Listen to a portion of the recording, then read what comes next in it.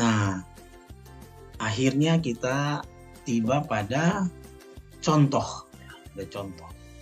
Nah, setelah kita memahami, mengerti akan cara membuat diagram nada bebas, nah, mari kita perhatikan contoh-contoh berikut supaya kita dapat atau mampu untuk membuat diagram nada bebas pada saat kita melakukan analisis keseimbangan benda tegar. Contoh pertama, buatlah diagram benda bebas dari batang AB seperti pada gambar di bawah ini. Berat batang AB diabaikan. Ya, jadi sudah ada informasi bahwa berat batang diabaikan. Nah, ini mana yang disebut batang AB? Ini, ya. Nah, lihat ini di kiri A, kanan B, ini. Jadi kita diminta membuat diagram nada bebas dari batang AB.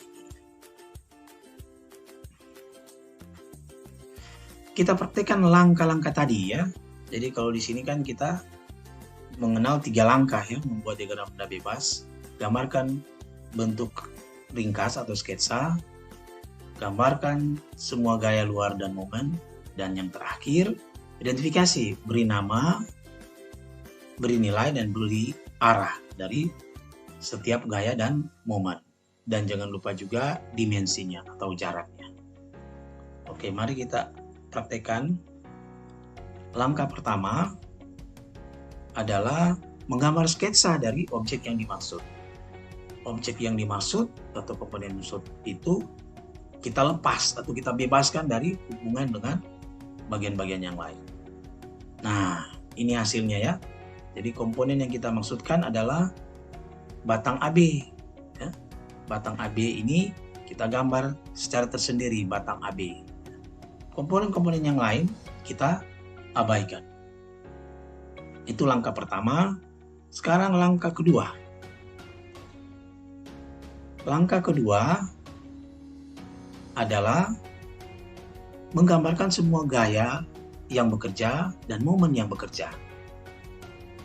Oke, di sini kita gambarkan ada 3 gaya yang bekerja atau ada 3 beban. Ya, ada 3 beban. Kita tahu dari mana? Karena kita melihat di sini pada 3 titik ada komponen lain yang berada di atas dari batang AB. Komponen-komponen lain ini adalah beban bagi batang AB. Nah, kita gambarkan komponen-komponen tersebut. Apakah masih ada gaya yang lain? Masih ada, yaitu gaya tumpuan. Nah, jangan lupa gaya tumpuan. Gaya tumpuan ini kalau di sini ada 2 tumpuan, yaitu tumpuan A dan tumpuan B. Tumpuan A dan tumpuan B. Kita gambarkan reaksi di tumpuan B. Tumpuan B adalah tumpuan roll. Nah, tumpuan roll karena hanya memiliki 1 gaya reaksi. 1 gaya reaksi. Karena batang AB hanya ditempatkan pada dinding, ya, atau tembok B. Tidak dapat bergerak secara vertikal, tapi dia bisa bergerak secara horizontal dan juga bisa berotasi. Jadi yang dapat ditahan oleh tumpuan hanya 1 arah, yaitu arah vertikal. Jadi gaya reaksinya adalah hanya 1, yaitu reaksi vertikal. Nah, bagaimana dengan tumpuan A? Tumpuan A ini dapat menahan arah vertikal maupun horizontal. Dia tidak bisa bergerak ke kiri, kita lihat ini, ya.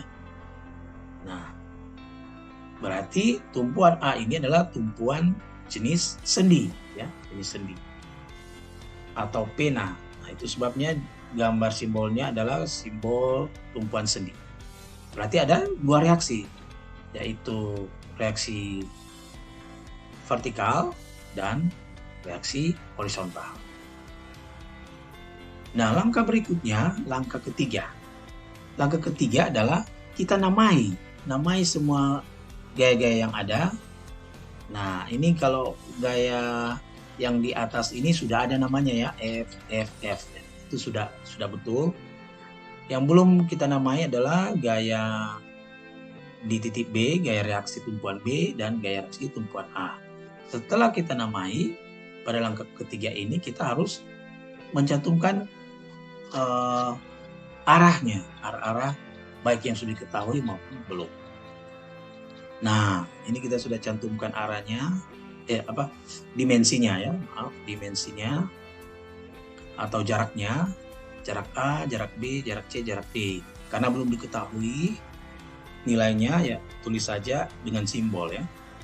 Jarak A, jarak B, jarak C, jarak D.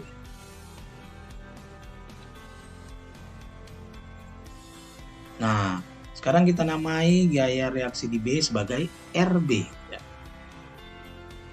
Kemudian gaya reaksi di A yang reaksi vertikal kita namai sebagai RAY. Sedangkan reaksi horizontal kita namai sebagai RAX. Nah, sekarang sudah lengkaplah diagram benda bebas yang dimaksud pada soal atau contoh 1 ini. Kita sudah peroleh diagram benda bebasnya. Oke, tidak sulit kan? Cukup mudah. Nah, jangan khawatir, kita masih punya contoh yang lain. Kita lihat contoh 2 supaya pemahaman kita semakin baik. Nah, buatlah diagram benda bebas dari komponen seperti pada gambar di bawah ini. Nah, ini struktur yang diketahui, ada sebuah batang besi yang ditancapkan pada beton ya, pada dindingnya. Mungkin ini dicor pada dinding beton. Nah, kalau pada posisi dicor pada dinding beton, berarti batang ini tidak bisa bergerak ke vertikal tidak bisa, horizontal tidak bisa, bahkan berotasi pun dia tidak bisa. Maka kita sudah bisa menebak, berarti tumpuan di sini adalah tumpuan fix, ya, tumpuan fix atau tumpuan jepit. Oke, mari kita gambarkan diagram benda bebasnya. Nah, di sini kita buat komponen yang dimaksud, ya, yaitu batang besi ini. Kemudian kita cantumkan gaya-gaya yang bekerja. Ya, tentu saja kita sudah tahu gaya yang di atas, ya, dari arah atas. Kita sudah tahu. Kemudian kita gambarkan gaya kedua, yaitu gaya berat. Gaya berat yang bekerja di titik pusat dari batang ini. Karena gaya berat ini tidak diabaikan, jadi kita harus cantumkan. Berarti langkah terakhir adalah menggambar gaya reaksi dari tumpuan yang ada di titik A. Nah, gaya reaksinya karena tumpuan jepit atau tumpuan fix, maka ada 2 gaya reaksi dan 1 momen reaksi. Nah, ini gaya reaksi vertikal, gaya reaksi horizontal, dan 1 momen reaksi. Nah, mungkin ada yang bertanya, mengapa gaya reaksi di titik A vertikalnya ke atas, bukan vertikal ke bawah? Ya, kita bisa menebak saja ya, karena ini kan masih dalam taraf menggambar diagram benda bebas, tidak apa-apa, kita estimasi saja. Karena bebannya ke bawah, berarti reaksinya ke atas ya, kira-kira seperti itu. Kemudian kita tahu bahwa momen dari gaya-gaya yang ada akan secara jarum jam. Jadi momen reaksinya adalah berlawanan jarum jam. Jadi kita estimasi saja.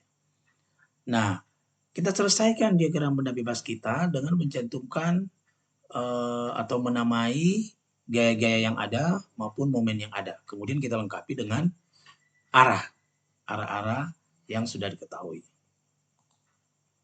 Begitu juga dimensinya atau ukurannya. Nah, jadi diagram benda bebas secara lengkap adalah seperti ini. Jadi gaya yang sudah diketahui kita namai 1200 Newton.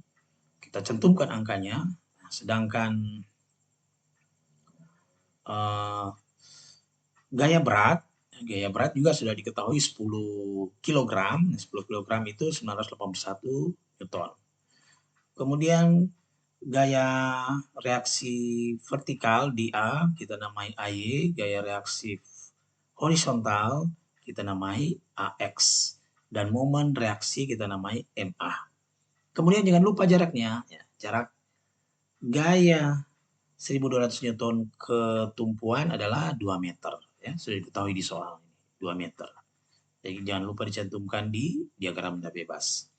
Kemudian dari titik pusat berat, karena kita mengetahui panjang batang ini adalah 6 mm, berarti tumpuan ke titik pusat jaraknya adalah 3 mm. Oke, demikian kita sudah menyelesaikan contoh soal nomor 2. Terima kasih untuk perhatian dan giatlah belajar agar Anda bisa sukses dalam mata kuliah ini, statistika struktur, dan meraih nilai yang terbaik. Oke, sampai bertemu lagi.